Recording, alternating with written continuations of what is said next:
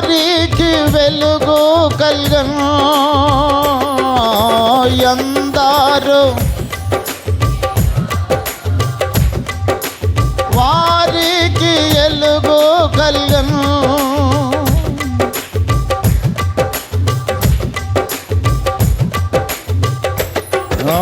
జీవపు దాతవు నీవే ప్రభువా, నిన్ను నేను కొనియాడేదం. ప్రభువా నిన్ను నేను కొనియాడేదం. హల్లెలూయా పాడేదా. ప్రభు నిన్ను హల్లెలూయా పాడేదా. ప్రభు నిన్ను కొనియాడేదం. దేవునికి స్తోత్రం.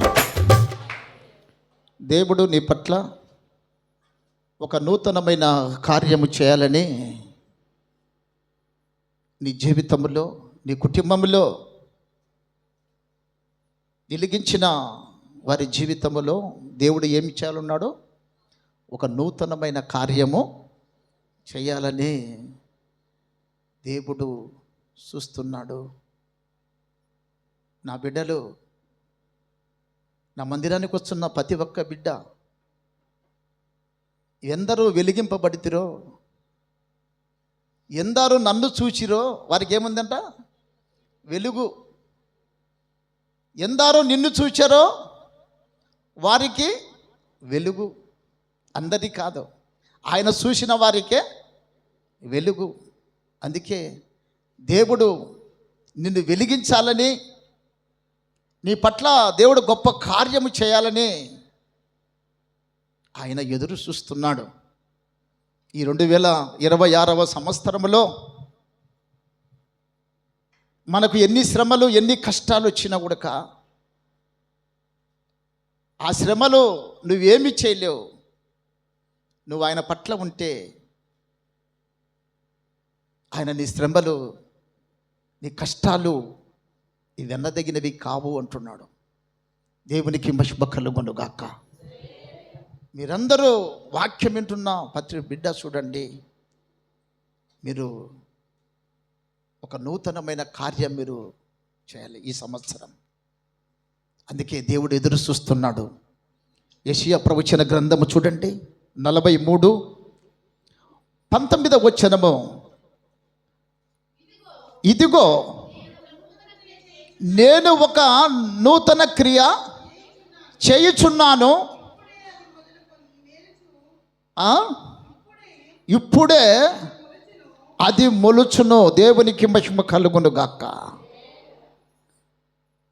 దేవుడు నీ పట్ల ఏమి చేయాలని కోరుచున్నాడంటే, నీ పట్ల ఒక నూతనమైన కార్యము చేయాలని దేవుడు చూస్తున్నాడు.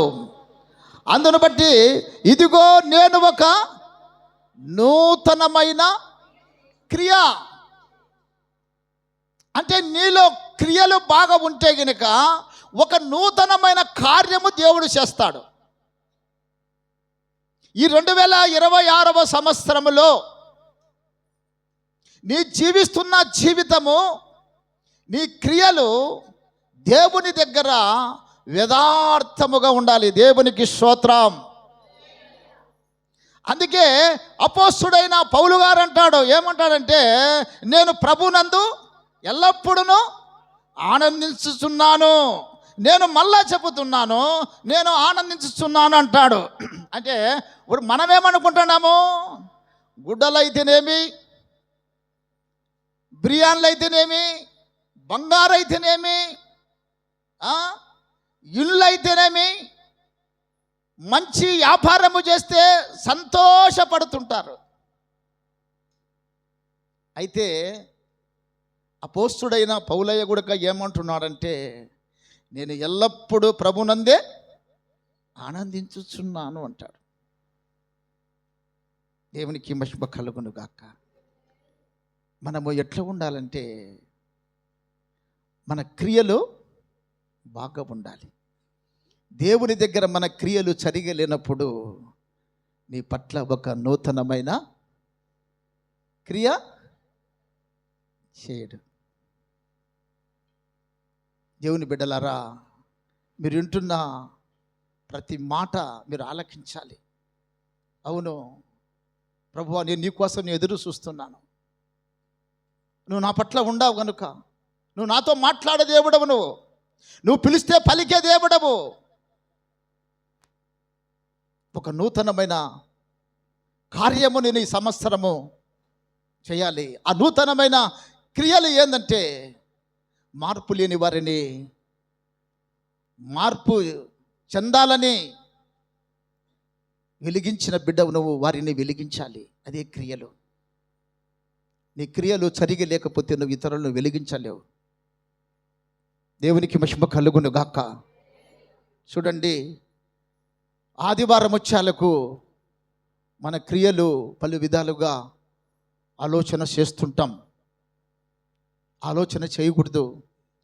దేవుని మందిరానికి ఎక్కడ ఉన్నా కూడా పునరుత్థాన దినం ఉందని మీరు వెరిగి దేవుని ఆలయము విడిచిపెట్టకుండా ఎప్పుడైతే నువ్వు ఉంటావో, దేవుడు నీ పట్ల ఒక నూతనమైన కార్యము చేస్తాడు. దేవునికి మహిమ కలుగును గాక. హల్లెలూయా. చూడండి, యెహెజ్కేలు గ్రంథము 36:26 వచనము. యెహెజ్కేలు గ్రంథము 36, నూతన హృదయము నీకిచ్చేదను, నూతన స్వభావము నీకిచ్చేదను. దేవునికి మహిమ కలుగును గాక. ఏమంటున్నాడు ఇక్కడ? యెహెజ్కేలుతో ఏమంటున్నాడు? ఇదిగో నీకు నేను నూతన హృదయము, నూతన స్వభావము, నూతన హృదయము నీకు కావాలంటే నీ క్రియలు ఎట్టుండాలి? దేవుని దగ్గర బాగా ఉండాలి. నూతన స్వభావము, నూతన స్వభావము ఎప్పుడు వస్తుందంటే, నీ క్రియలు దేవుని దగ్గర యథార్థముగా ఉంటే నీకు నూతనమైన స్వభావము కలిగిస్తాడు. నూతనమైన క్రియలు చేస్తావు. నువ్వే అద్భుతములు, ఆశ్చర్య కార్యములు నువ్వే చేసేది.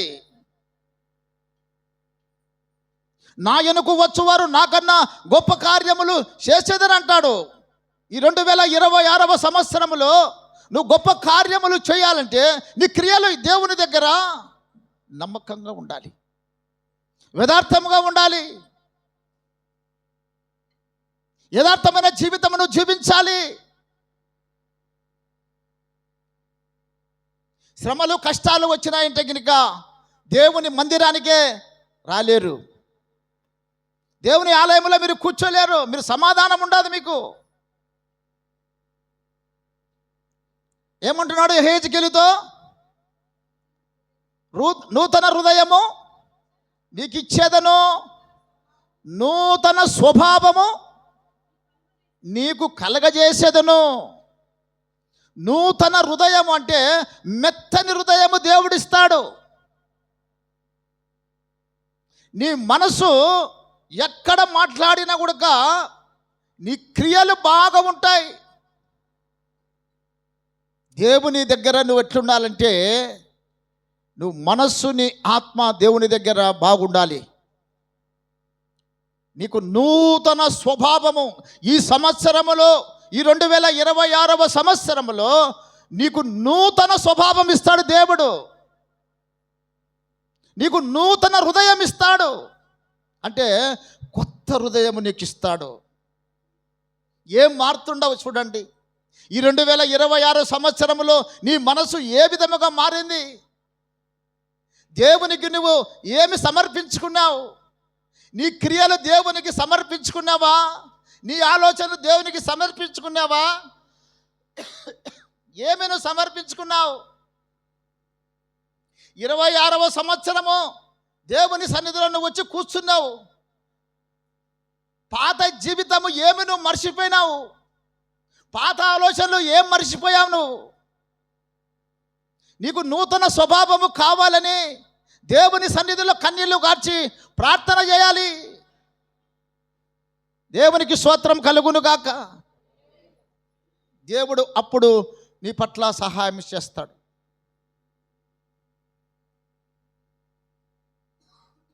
ప్రార్థన చేయాలి. అయ్యా 2026 సంవత్సరంలో నా కుటుంబాన్ని, నా జీవితాన్ని, నా పిల్లలను, నా భర్తను అయ్యా నువ్వు మార్చండి అయ్యా. ఈ 2026 సంవత్సరంలో ఒక నూతనమైన స్వభావము, నూతనమైన మనసు నాకు కావాలని ఈ సంవత్సరంలో దేవునికి మనం సమర్పించుకోవాలి. ఎప్పుడైతే నువ్వు ఆ విధముగా దేవుని సన్నిధిలో చేసినావో, దేవుని సన్నిధిలో ప్రార్థన చేసినావో, నీకు నూతనమైన స్వభావము దేవుడిస్తాడు. దేవునికి మహిమ కలుగును గాక. ఫిలిప్పీయులకు రాసిన పత్రిక 3వ అధ్యాయము 10వ వచనం చూడండి.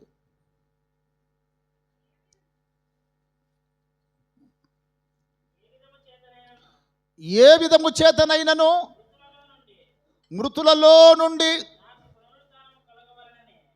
ఏ విధము చేతనైనను మృతులలో నుండి నాకు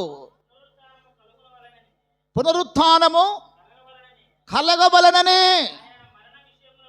ఆయన మరణ విషయములలో,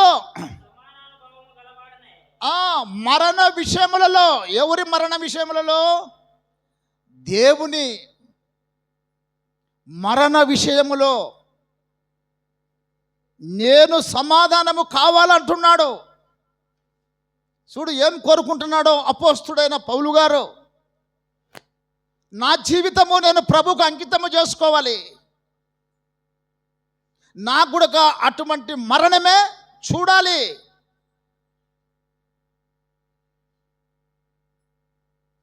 పునరుత్థాన దినము నేను చూడాలి.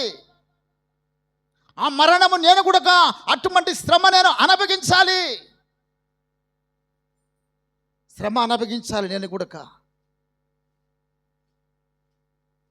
నేను అనుభవించలేకపోతే నేను క్రీస్తులో ఉండలేను. అటువంటి శ్రమ నేను అనుభవిస్తా.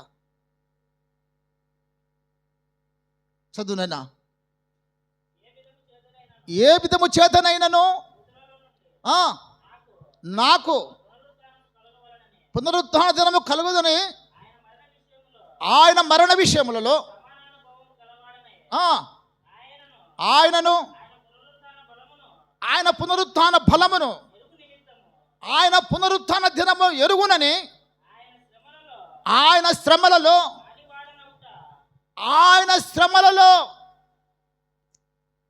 పాలి భాగమును అవుట ఎట్టిదో. చూడండి, ప్రభు ఏ శ్రమ పడినాడో నేను కూడా ఆ శ్రమ అనుభవిస్తా. చాలామంది చూడండి, ఎక్కడన్నా కానీ సంతోషము ఉండాలంటే సంతోషం ఉండదు. ఎందుకు ఉండదంటే శ్రమ అనుభవించే మనసు ఉండదు. నీకు ఇప్పుడు అప్పు ఉంది, అప్పు ఉంటే నీకు సమాధానం ఉంటుందా? మంచి మేకప్ అయి వస్తుంది ఒక ఆమె, నీకు సమాధానం ఉంటుందా? ఆమెను చూడాలా?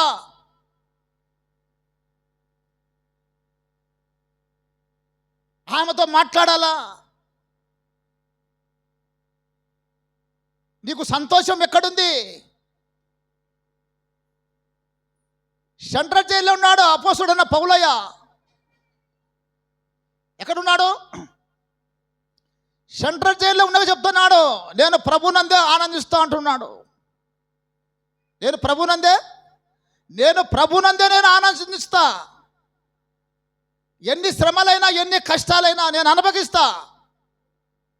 ఈరోజు చాలామంది చూడండి, శ్రమలు కష్టాలు వచ్చే గినిక, నిందలు అవమానాలు వస్తే దేవుని విడిచిపెట్టి వేరే విధముగా వేరే ఆలోచనగా పోతున్నారు.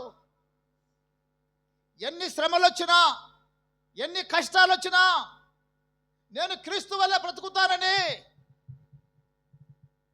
అటువంటి సంఘముగా ఉండాలి. అపోస్తుడయ్య పౌలయ్య గారు తీర్మానం చూడనట్టుందో చదవాలి కిందకి. నేను దేని నిమిత్తము క్రీస్తు యేసు చేత పట్టబడితును. చూడు, నేను ఏ విధం చేతనైనను క్రీస్తును పట్టుకున్నాను, ఏ విధము చేతనైనను దాన్ని పట్టుకోవాలని పరిగెత్తుచున్నాను. సహోదరులారా, నేను ఇటువరకే అయితే ఒకటి చేయుచున్నాను, వెనక ఉన్నటి మరచి దేవునికి స్తోత్రం కలుగునుగాక. ఎందుకు అపోస్తుడైన పౌలయ్యకు ఇంత ఆరాటం ఉందంటే, నేను వెనుక ఏమది చేశానో, నా ఆలోచనలు ఏ విధముగా ఉన్నాయో నేను అవన్నీ మరిచిపోవాలి. అవన్నీ నా ప్రభు కోసము నేను అవన్నీ మర్చిపోతా. ఇప్పుడు చాలామంది చూడండి, వెనుకటి జ్ఞాపకం చేసుకొని, వెనుక విషయాలు జ్ఞాపకం చేసుకొని లోకములో పడిపోతున్నారు. లోక తలంపులు, లోకాశల్లో పడిపోతున్నారు. అందుకే అపోస్తుడైన పౌలయ్య చెప్తున్నాడు, నేను వెనుకటి ఏ మాత్రము నేను జ్ఞాపకం చేసుకోనయ్యా, నా మరణం వెంటాడిన నా ప్రాణం ఉన్నంత వరకు నిన్నే నేను గణపరుస్తా అంటున్నాడు అపోస్తుడైన పౌలయ్య. వెనుకున్నటి మర్చిపోవాలి. నేను ముందుకే సాగిపోతా, ముందుకే సాగిపోతా. సంఘ బిడ్డలు ఫోన్లు చేసి ఎంత భంగపోయినా కూడా ఏమో రాలే మందిరానికంటే, మేము రాలేదయ్యా అనే సమాధానం చెబుతారు. కానీ మందిరానికి వచ్చి దేవుని సేవకుడు ఏమి చెబుతాడో, సంఘములో ఏమి బోధిస్తాడో ఆ వాక్యానుసారముగా నేను జీవించాలి, నేను నా కుటుంబం బ్రతకాలి అనేది ఆలోచన చాలా తక్కువ. దేవుని బిడ్డలారా చూడండి, మనము ఏదైనా మనం సంపాదించేది మన ఎంట రాదు. ఎన్ని కోట్లు ఆస్తున్నా మన ఎంట రాదు. మన ఎంట వచ్చేది నువ్వు ఏదైతే దేవుని కోసం కార్యం చేసినావో అదే నీ ఎంట వస్తుంది. దేవునికి స్తోత్రం, హల్లెలూయా. వెనక ఉండేటిది మర్చిపోవాలి. అవ్వయ్యా, నా జీవితంలో ఎన్నో లోపం ఉంది, నా జీవితంలో తప్పులు చేశాను అయ్యా, నువ్వు జ్ఞాపకం చేసుకుంటే నేను బ్రతకలేను, నేను ఇక మీదట మర్చిపోతానయ్యా, నన్ను క్షమించు, నన్ను క్షమించే దేవుడు నువ్వు ఒక్కనివే. ఈ లోకంలో ఎక్కడ చూశాను నన్ను క్షమించేవారు ఎవరు లేరు, నువ్వు ఒక్కనివే క్షమించే దేవుడు.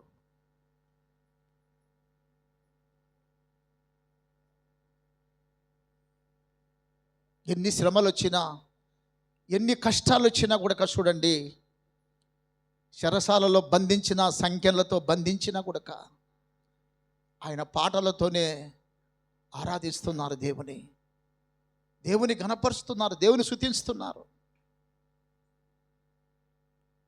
నీ జీవితంలో ఎటువంటి శోధనలు వచ్చినా, ఎటువంటి ఆటంకములు వచ్చినా, ఎన్ని నిందల అవమానాలు వచ్చినా యేసయ్యను విడిచిపెట్టాకండి. నేను ఆ శ్రమ అనుభవిస్తుంటున్నాడు. ఏమంటున్నాడు అపోస్తలుడైన పౌలయ్య? ఆ శ్రమ నేను అనుభవిస్తా. చాలామంది లోకములు అనుభవిస్తున్నారు, లోక ఆలోచనలు అనుభవిస్తున్నారు, లోక తలంపులు అనుభవిస్తున్నారు. నీ ప్రభు వాక్యం విను, నీ ప్రభు వాక్యానికి లోబడు, నీవు నీ కుటుంబము వెలిగింపబడతారు. దేవుడు చూస్తున్నాడు నీ పట్ల. నా బిడ్డ ఒక నూతనమైన క్రియ చేయాలని నీ పట్ల ఎదురు చూస్తున్నాడు. అందుకే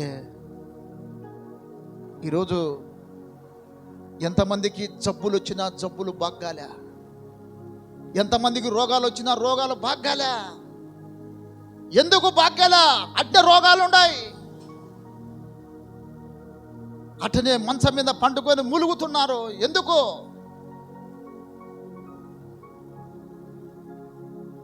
దేవుని కోసం నువ్వు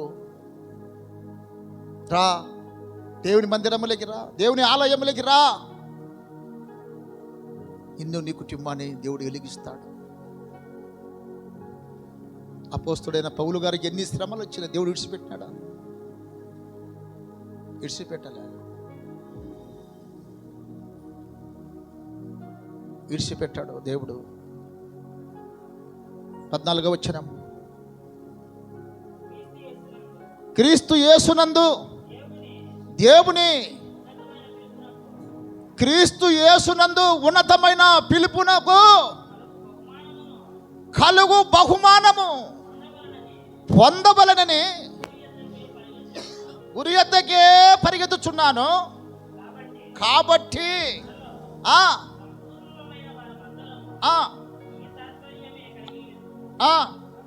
అప్పుడు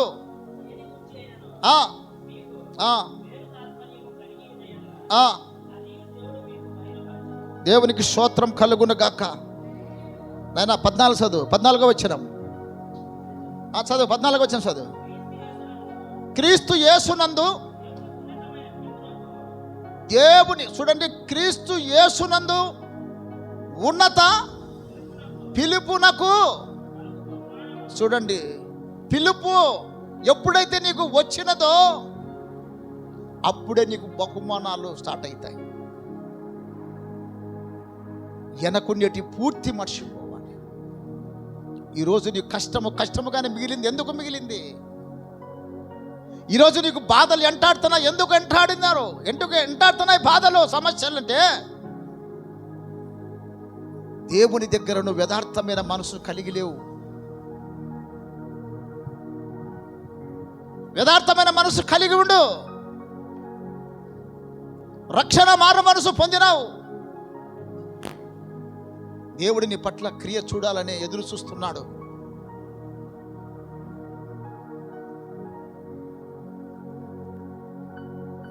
చాలామంది చూడండి, మందిరానికి వస్తారు, పోతారు. నీ క్రియలు ఆయన చూస్తున్నాడు, నీ ప్రవర్తనను చూస్తున్నాడు, నీ యథార్థత ఆయన చూస్తున్నాడు. ఆయన చూసే దేవుడు, మాట్లాడే దేవుడు. దేవునికి మహిమ కలుగును గాక. ఫిలిప్పు పత్రిక అదే 3:7 వచనం చూడండి. 7వ వచనము, అయినను ఏదైతే నాకు ఏదైతే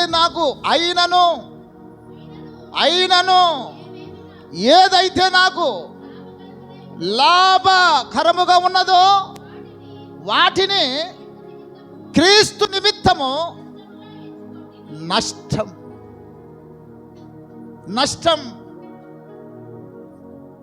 ఎవరి కోసం? దేవుని కోసం. ఒక ఛాలెంజ్ చేయాలి. దేవుని కోసం నువ్వు ఎదురు చూడాలి.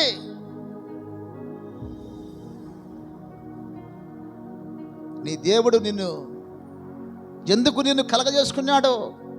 ఆయన పోలికతో, యథార్థమైన హృదయముతో ఎందుకు నిన్ను కలగజేసుకున్నాడంటే బిడ్డా, నీకు ఏదైతే లాభకరం వస్తుందో, నువ్వు ఏదైతే చూసినావో, నువ్వు ఏమైతే ఆలోచన చేసినావో, దానికి నువ్వు దగ్గరికి కావాకు. నువ్వు దగ్గరైతే గిరిక నీ జీవితం మారిపోతుంది, నీ బ్రతుకు మారిపోతుంది.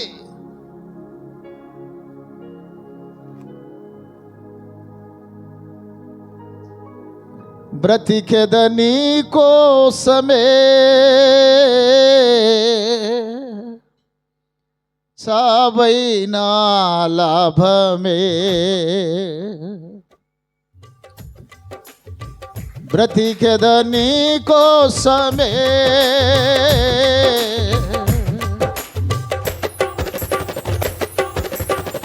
సావైనా లాభమే. ఎవ్వరు నీ ప్రేమ నాకిల చూపగలరా, చూపగలరా. కరవా. ఎవరు నీ ప్రేమ నాకిల చూపగలరా, చూపగలరా. నా దేవా, నా దేవా.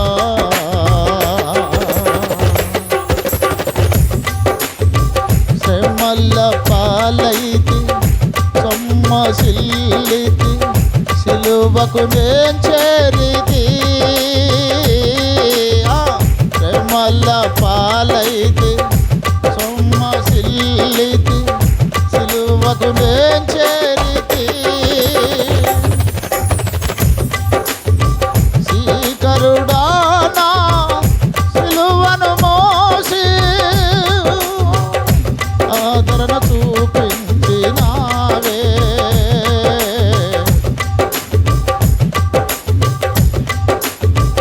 ఆదరణ చూపించినావే,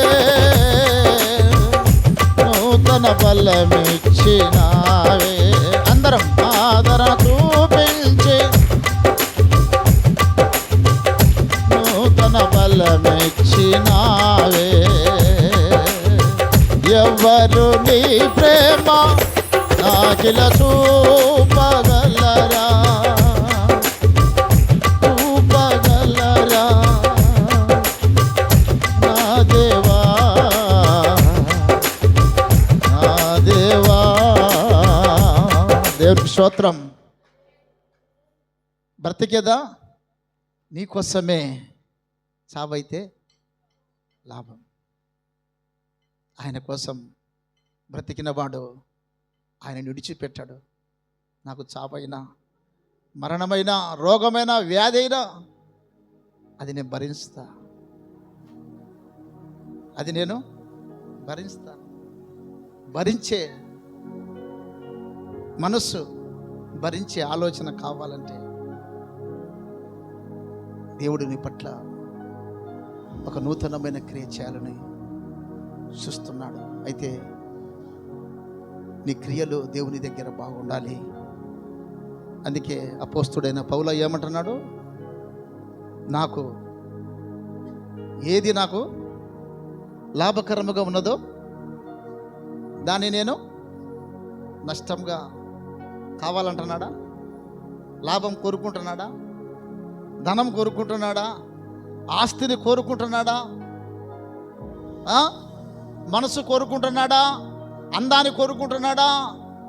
ఏమన్నా కోరుకుంటున్నాడా? ఆయన నాకు ఏమీ అవసరం లేదు, నాకు ఏది లాభకరముగా ఉన్నదో అదంతా మొత్తం నేను నష్టముగా ఎంచుకుంటున్నాను.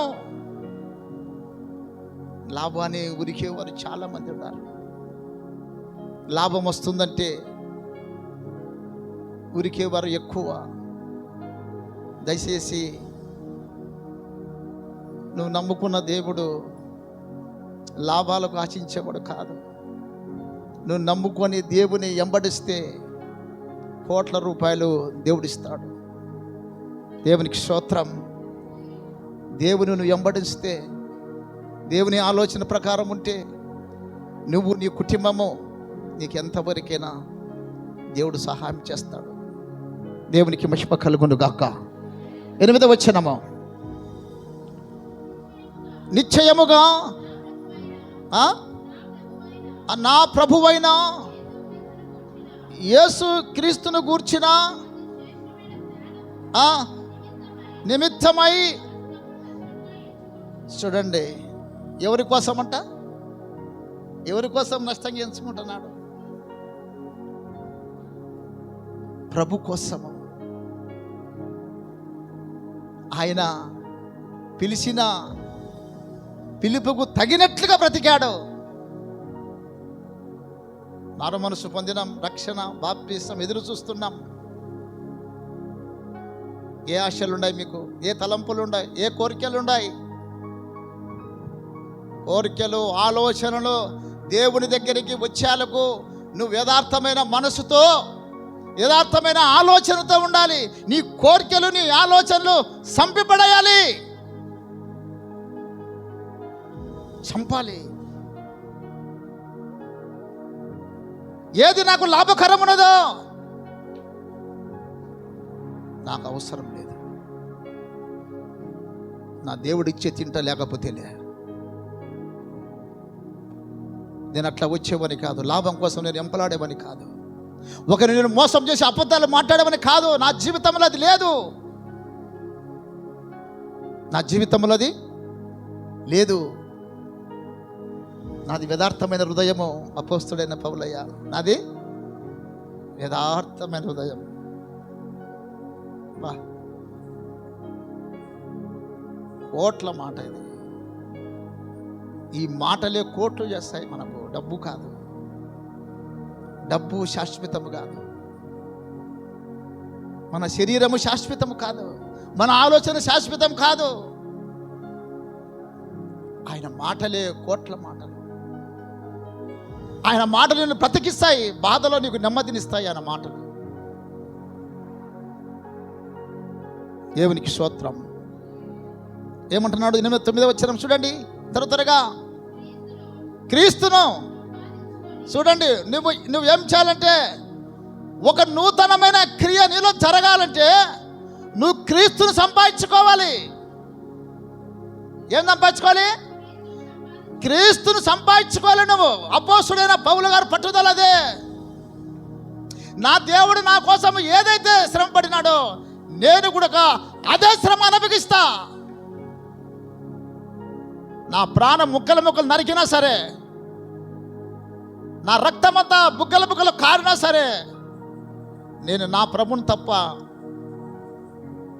నా కోరిక, నా ఆలోచన, నా తలంపు, నా చూపు, నా శరీరంలో ఉన్న ఏమైతే ఉన్నాయో, నన్ను ఎక్కడ కాల్చినా, ఎక్కడ నన్ను కోసినా ఆయన రక్తమ్మ శుతించాలి. నన్ను, నా రక్తం శుతించాలి ఆయనని అపోస్తుడైన పౌలయ్య తీర్మానం. దేవునికి మహిమ కలుగును గాక.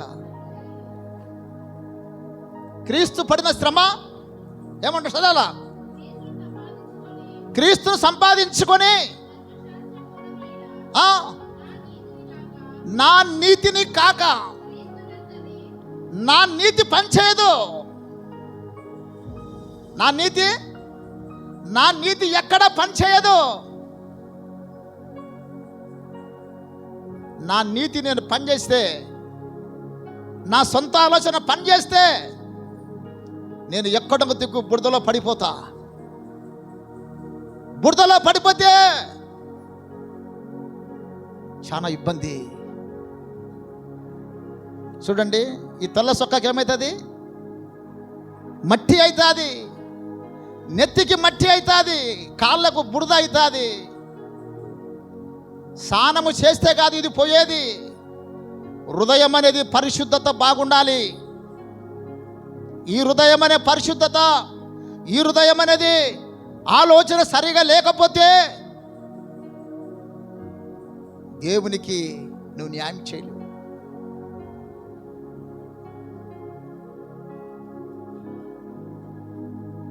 నీ హృదయం బాగుండాలి, నీ ఆలోచనలు బాగుండాలి, నీ తలంపులు, నీ కోరికలు బాగుండాలి. మనిషిని మోసం చేసేది, పడగొట్టేది ఒక్క నిమిషమే. పడిపోకూడదు, శోధనలో పడిపోకూడదు, లోకములో పడిపోకూడదు. చూడు కోట్ల మాట అపోస్తుడైన పౌలు ఏమంటున్నాడు చదువు. నా నీతి కాక క్రీస్తు నందలి విశ్వాసము కలిగిన నీతిని అనగా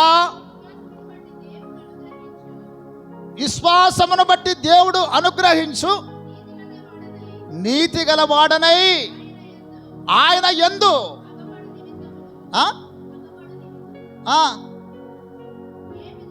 చాలేమా. దేవుని దగ్గరికి వచ్చేలకు నీ క్రియలు బాగుండాలి.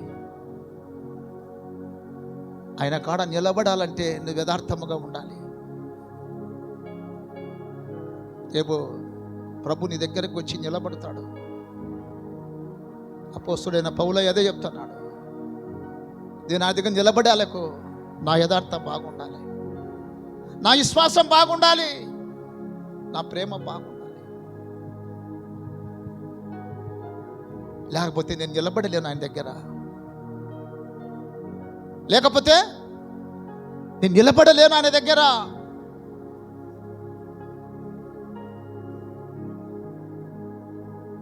చాలామంది ఏర్పరిచిన వారి సహితం పడగొట్టేస్తుంది సైతాను. పిలుపు కలిగిన వారి దాన్ని పడగొట్టేస్తుంది. అపవాది పడగొట్టేస్తున్నాడు. ఇన్ని ఏళ్ళు చేసిన ప్రార్థన, ఇన్ని ఏళ్ళు చక్కగా స్వరము దేవుడిచ్చిన స్వరముతో పాటలు పాడుతున్నా మన ఆలోచన ఎక్కడన్నా కొద్దిగా డైవర్ట్ అయిపోతుంది. అపవాది ఉక్సులో పడుతున్నాం. నా విశ్వాసం నేను కాపాడుకోవాలంటున్నాడు. నా విశ్వాసము రేపు నా ప్రభు వస్తాడు. నా విశ్వాసాన్ని కాపాడుకోవాలి. ఇన్నాళ్ళు చేసిన సేవ, ఇన్నాళ్ళు చేసిన ప్రార్థన వ్యర్థమైపోతాను.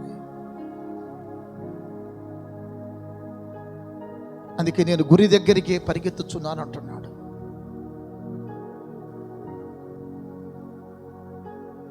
ప్రతి ఒక్కరూ చూడండి, ఆయన దగ్గర కూర్చున్న ప్రతి ఒక్కరు మీరు రేపు ప్రభు వచ్చినప్పుడు నీ విశ్వాసాన్ని నువ్వు కాపాడుకోవాలి. కాపాడుకున్నప్పుడే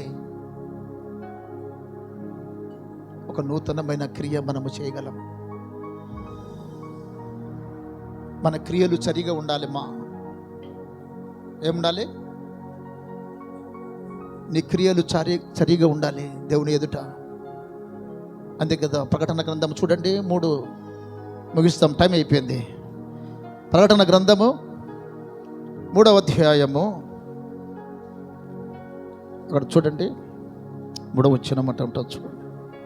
దేవునికి స్తోత్రం కలుగును గాక. ప్రకటన గ్రంథము 3వ అధ్యాయము 3వ వచనం చూడు ఏముంది అక్కడ. నీ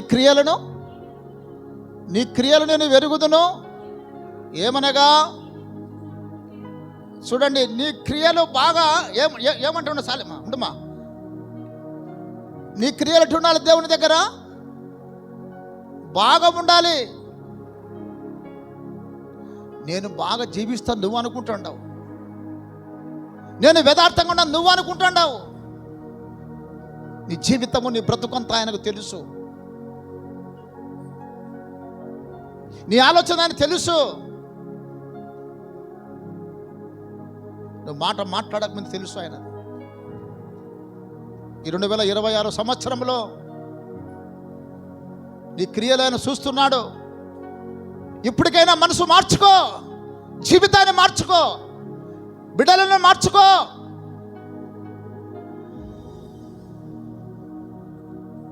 మన జీవితం ఇంకా మార్చుకోలేకపోతే ఇతరులను మార్చలేవు. బ్రతుకును మార్చు, ఆలోచనలు మార్చుకో, నీ తలంపులు మార్చుకో. చదవాలమ్మా. నీ క్రియలు నేను ఎరుగుదును, అవి ఏమనగా జీవిస్తున్నావు. కేవలము నువ్వు అనుకుంటున్నావు నువ్వు సచ్చిన శవముతో సమానం. ఎవరు సమానము? మృతుడమంటే సచ్చిన శవముతో నువ్వు సమానము. అంటే నువ్వు ఉడక మంచి మాత్రం ఉండవు, నువ్వు వేషమంతా.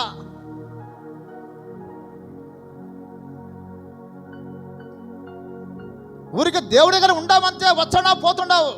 నీలో ఏమి లేదు, జీవము లేదు, ఏ ప్రాణము లేదు, ఊపిరి లేదు. నువ్వు రాయి లాంటి స్వభావం కలిగి ఉండవు.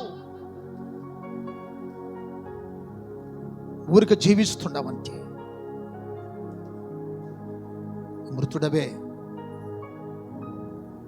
బాప్తిసం తీసుకున్నావు, బల్లా తీసుకున్నావు, దేవుడు నీకు చక్కని స్వరం ఇచ్చాడు, ఇతరులకు మార్చే అనుభవం నీకు ఇచ్చాడు పాటల ద్వారా. ఒక పాట పాడుతున్నామంటే అది కృపావరం. అది దేవుడిచ్చిన కృపావరం పోగొట్టుకోవాకు. రా, దేవుని ఆలయంకి రా, దేవునితో సావాసం చేయి.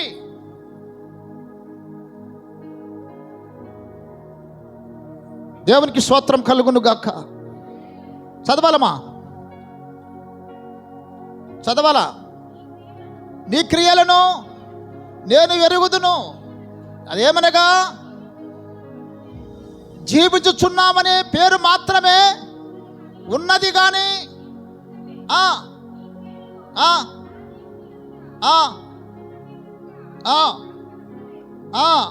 నీ క్రియలు నా ఎదుట సంపూర్ణముగా కనపడలేదు. కనుక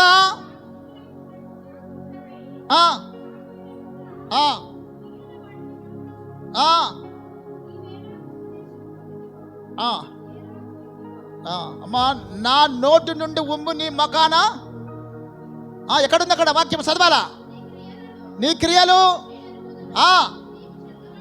చల్లగానైనను ఎచ్చగానైనను లేవు. నువ్వు చల్లగానైనను ఎచ్చగానైనను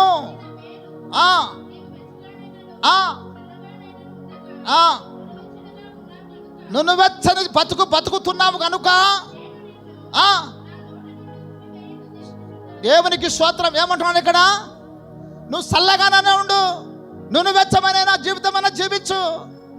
ఏం బతుకుతున్నావు? అక్కడ మాటలు ఇక్కడ, ఇక్కడ మాటలు అక్కడ, ఫోన్లలో మాట్లాడుకుంటేది.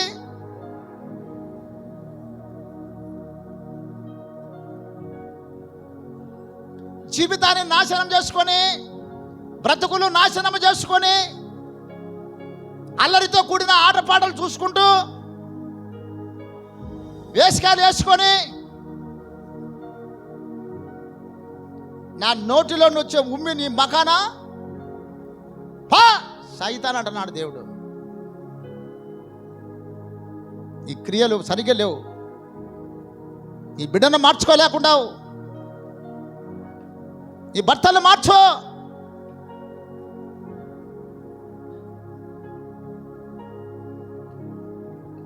మఖాన ఉమ్మి బెపించుకోకూడదు. ఎవరు చూసినా చెడ్డది అంటారు. ఉమ్మి బేపించుకోవాలదు. ప్రభే చెబుతున్నాడు, క్రీస్తు కోసం పోరాడు, క్రీస్తు కోసం బతుకు.